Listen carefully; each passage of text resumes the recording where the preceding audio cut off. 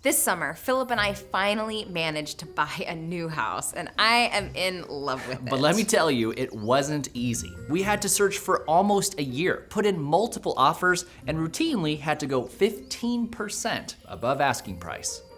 The housing market here in Central Texas, like most places, feels out of control. The median home price in Austin has almost doubled in the last few years, which reflects a trend in many places across the nation. Some of this can be blamed on the coronavirus pandemic. The cost of construction materials went way up, construction of new homes slowed way down, and a lot of people canceled their plans to put their houses on the market.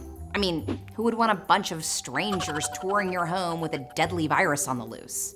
But, like lots of economic and social trends, COVID only accelerated things that were already in motion. There are deeper reasons why it's getting so expensive to buy a house in America these days, and the solutions feel pretty far off.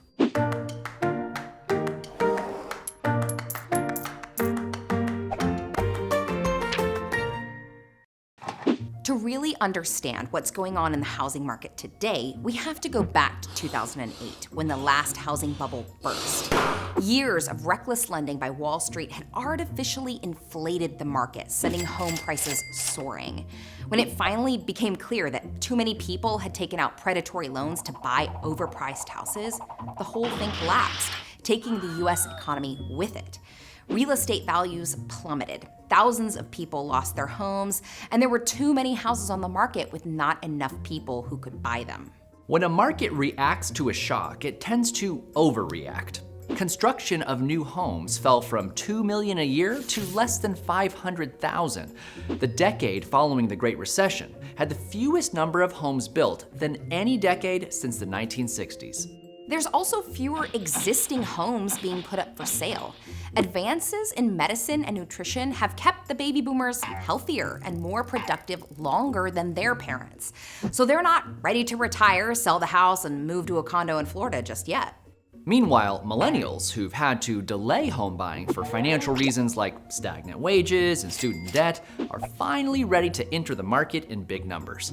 Mortgage rates are at historic lows, which means more people can afford to get a loan. The rise of remote working means that more workers want houses away from city centers.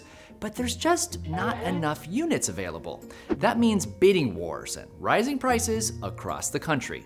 A report by the National Association of Realtors estimates that to make up the shortage, the US would have to build over 2 million homes per year for 10 years, more than we were building during the last housing boom. So far, the rates on permits for new homes are nowhere near where they need to be to hit that goal. One reason is that, well, America is a little rusty at building houses. When construction slowed way down during the 2010s, demand for skilled tradespeople dried up. A lot of boomers retired from careers like carpentry, plumbing, and electrical, and far fewer young people entered the fields to replace them. Since it can take years for someone to become proficient, we are currently experiencing a massive shortage of skilled tradespeople, just when we need them the most. Developers often have to delay construction to find professional labor, sometimes even shipping them in from other regions. This means fewer houses built per year at higher cost. Many cities are implementing programs to attract and train new skilled tradespeople. But in the meantime, there's a much bigger obstacle to building our way out of this housing shortage: zoning laws. Believe it or not, in most of the United States, it's illegal to build anything but single-family detached homes. No duplexes, no condos, no apartments, not even a granny flat. Many of these laws date back to the early 20th century and allowed white homeowners to stop any development they feared would lower the value of their property. Today, these laws are strictest in big, wealthy cities like San Francisco, New York, and Seattle. Here in Austin, there has been a long campaign to try to rezone much of the city to allow for denser residential areas, called Code Next. But it's been stuck in legal limbo for years due to the tireless opposition of mostly white, affluent homeowners who want to preserve the look and demographics of their neighborhoods, regardless of skyrocketing home prices and surging houseless population. This social group also tends to have the highest turnout out in local elections across the country. So if you want to serve another term on the city council, you better vote against that affordable apartment building. Law professor David Schleicher argues that these zoning restrictions impact the overall economy as well by suppressing wages. For example, when an area experiences a period of economic growth, the higher wages should attract job seekers from across the socioeconomic spectrum. But if zoning laws prohibit the construction of new homes, the only people who can afford to relocate there are already wealthy. In other words, if you're a janitor living in Reno, Nevada, you could conceivably make more as a janitor in Silicon Valley, except there's no housing there in your price range. California is a prime example of the dangers of NIMBYism, short for not in my backyard. Some even call it a banana state. Build absolutely nothing anywhere near anyone.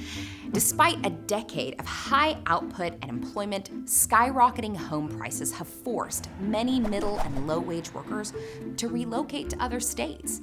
What should have been a boom economy for everyone was only available to the affluent, educated professionals who could afford to enter bidding wars over the small inventory of existing homes.